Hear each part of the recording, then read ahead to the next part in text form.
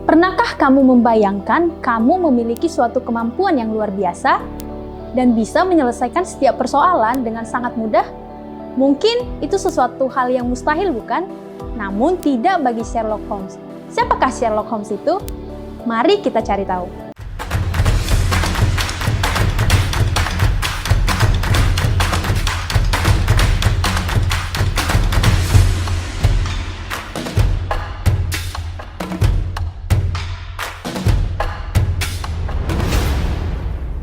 Halo, saya Miss Aya, kembali lagi menyapa Anda dalam konten Yuk Kita Ngulik.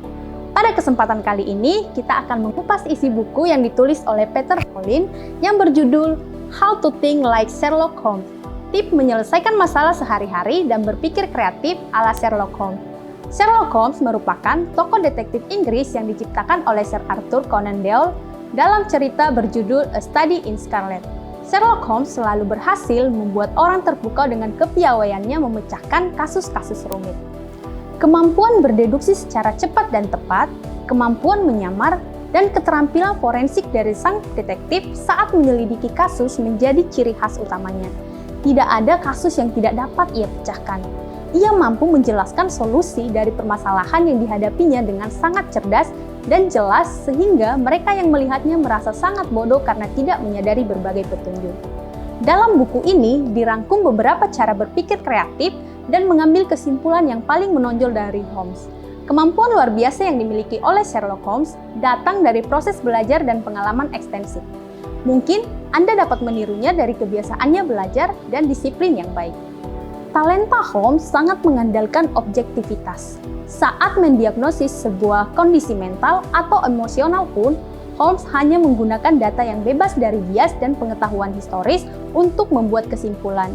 Holmes mengolah fakta-fakta sendirian, didukung dugaan masuk akal berdasarkan daya ingatannya yang luas dan pengetahuannya tentang perilaku manusia.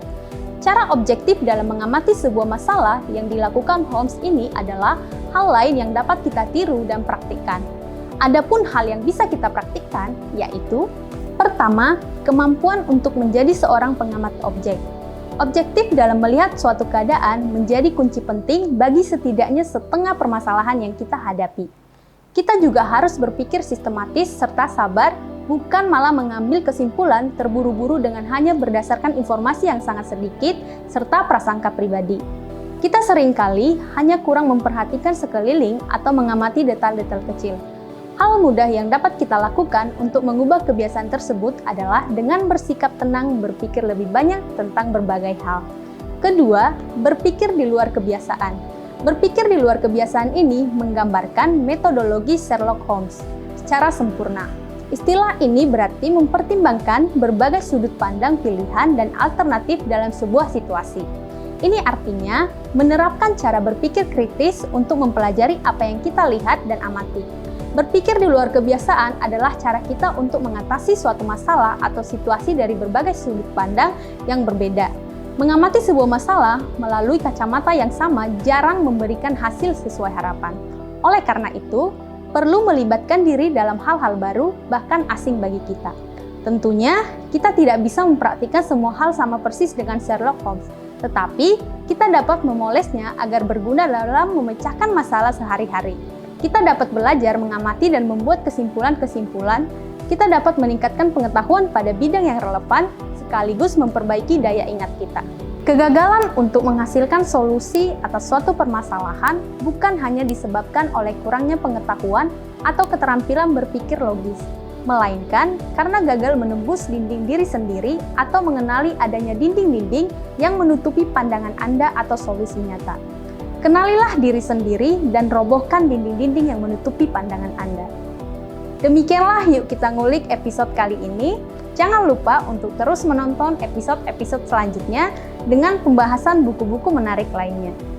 Jangan lupa like, comment, share, serta subscribe. Saya Miss Aya, sampai bertemu di episode selanjutnya.